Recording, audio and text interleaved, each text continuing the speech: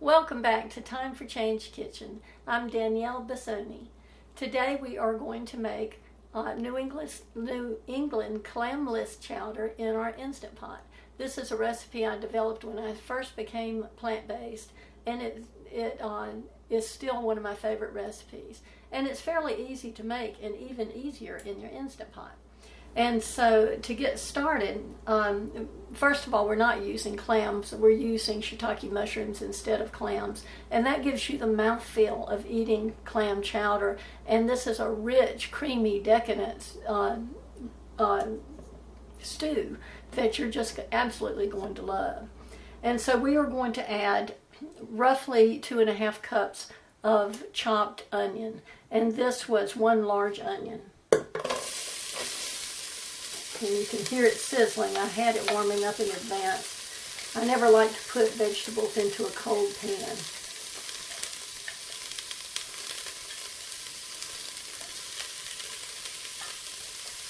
Okay. And we're going to add 2 stalks of celery, which is roughly 3/4 of a cup.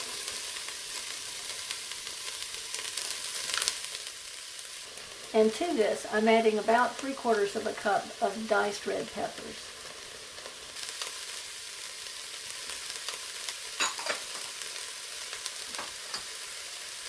Okay, so we only want to cook these long enough for them to soften and become translucent. We are not caramelizing these like we have in previous recipes.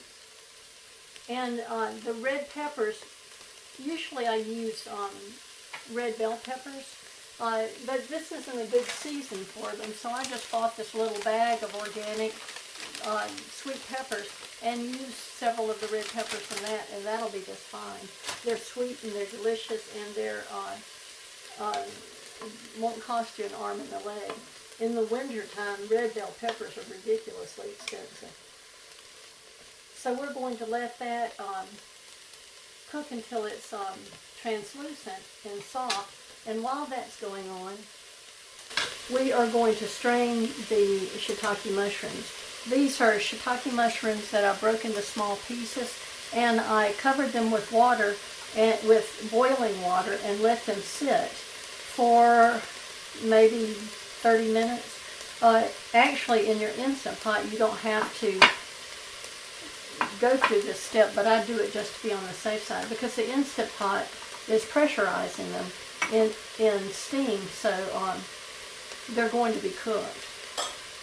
And so what we have here is about 1/2 cup of water, and of mushroom water, and I'm going to add to that another 1/2 cup, so we have a full cup of water when we start to cook these vegetables. You should never try to pressure cook anything in your Instant Pot without at least a cup of water in it. Okay, that's already smelling wonderful. And to this, when this is done, we are adding about 5 or 6 cups of potatoes cut into maybe half-inch little segments. You want them big enough to where you're tasting a bite of potato, but you don't want to have to struggle with it while you're eating it. Nice little bite-sized pieces are great. And what I use are Yukon Gold potatoes. I like Yukon Gold because they hold together well. I do not like to use russet potatoes because they'll break apart as you're cooking them. And Yukon Gold potatoes have a very nice buttery texture, and they hold together very well. I think you can also use red potatoes, but my preference for this is Yukon Gold. And I also like to leave the skins on, because anytime you can add nutrition to a dish, you should. And it cooks very soft, and you don't really notice it when you're eating it, and it's absolutely delicious. So there. These onions are already becoming fairly translucent. We'll give it another minute or two. We do not want our vegetables to be crunchy.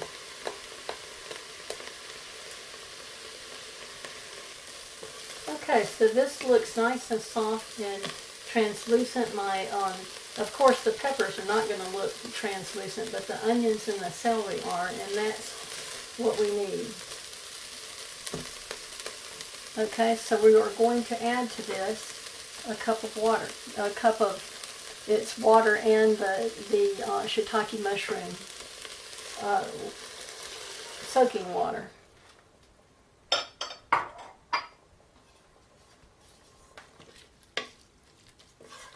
Okay. Don't ever hit your pot with this or you'll ruin your seal. So we're going to add our shiitake mushrooms. It has a little water left in it, but that's okay. It's actually beneficial.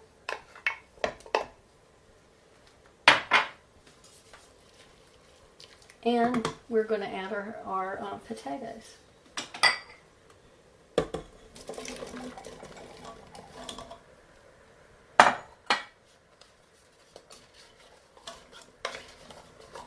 And now we're going to cover this.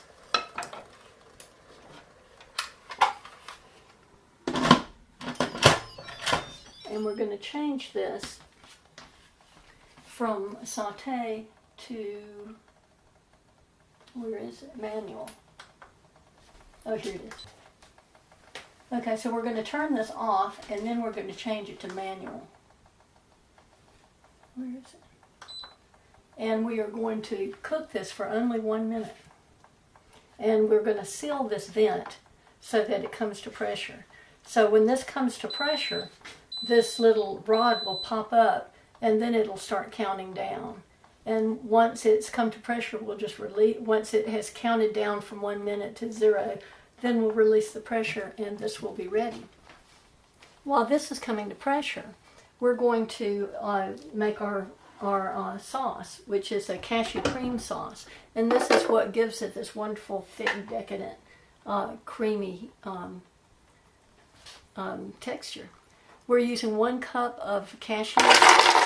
If you have a Vitamix or another high-speed blender, you don't have to soak these in advance. If you have a regular blender, you should soak these cashews anywhere from 4 to 8 hours before you start. But I don't need to do that. And we are also going to add to this 2 tablespoons of white miso. This is soy miso. You can also use garbanzo bean miso. I've done them both in this recipe and they're both excellent. And to this we are going to add about, let's see, we've got a cup and a half. We'll add about a cup of water.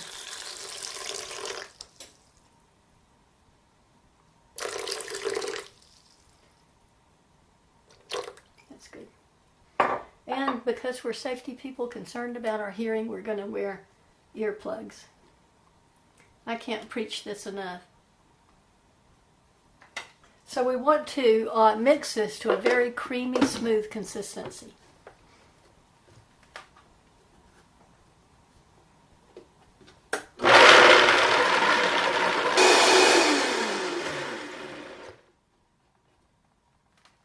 Okay, let's see. So that's about what we want. It's nice and creamy and smooth.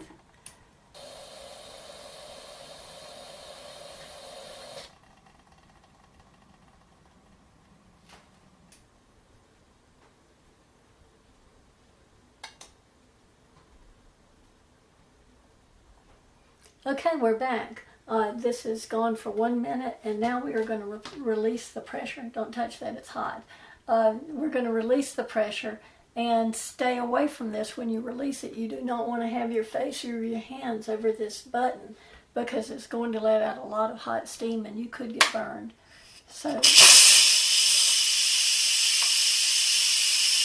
just let that release.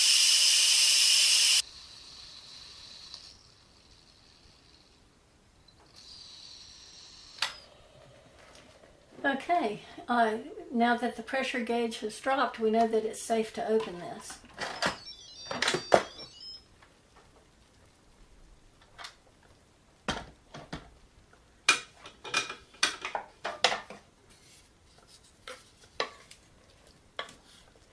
Okay, this looks good. And it smells really good. And I'm just going to test it, and that's perfectly cooked. It's exactly the way we want it. And we are going to add our cashew cream. And we are also going to add our spices.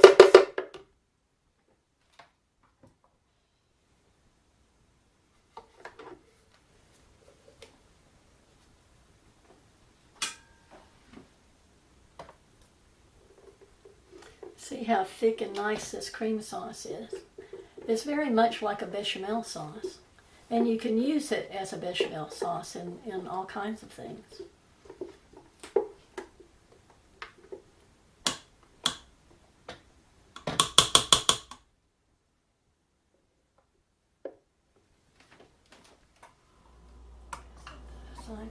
And we want to get all of this wonderful cashew cream, so we're going to add another half a cup of water.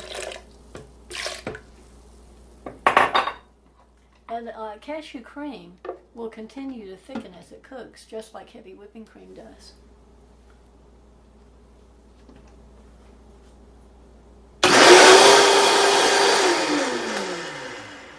I didn't realize I had left this on high, so that was a bit of a surprise, but it worked out.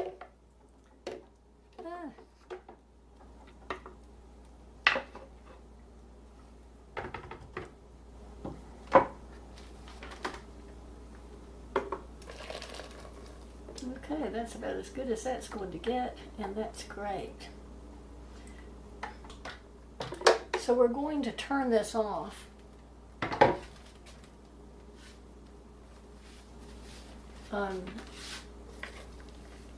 It's automatically goes to low, and we're going to turn that off and put it on saute. We're not going to cover this again and cook it anymore.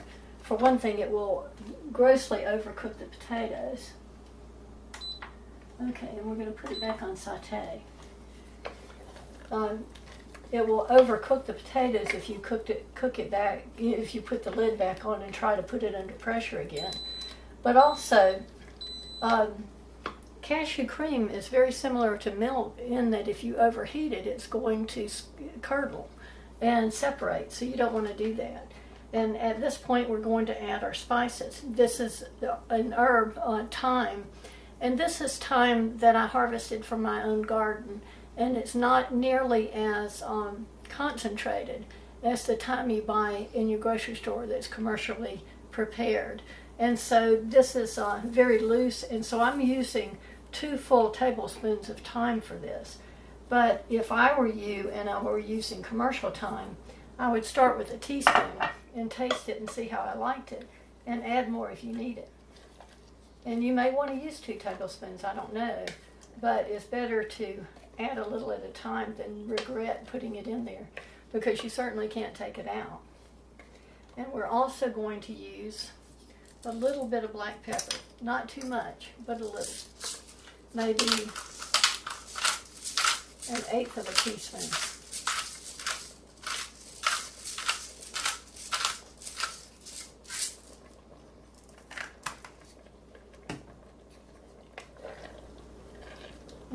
This smells wonderful.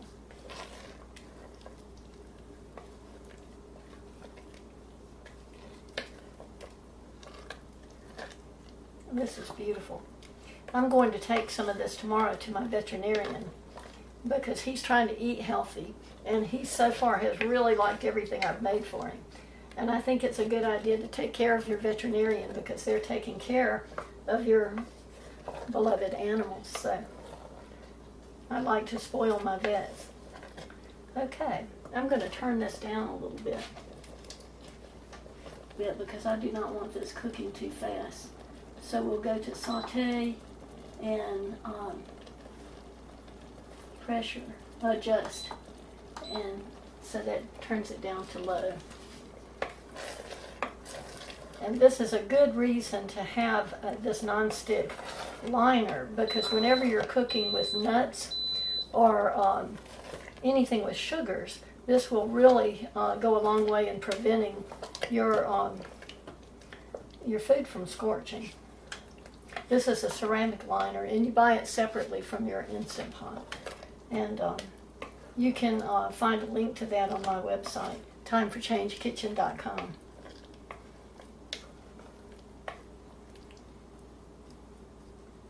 Okay, so this is quite thick. We could add a little more water if we want to thin it down a little, and I believe I will. Like I said, the cashews will continue to thicken, just like heavy whipping cream does when you cook it, as it's heated.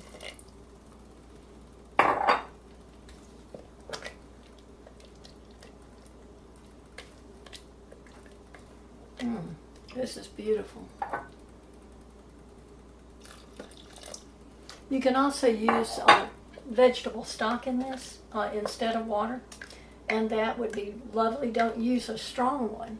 Use something that's got perhaps celery, bell pepper, and onion in it, or celery, carrots, and onion, like a mirepoix.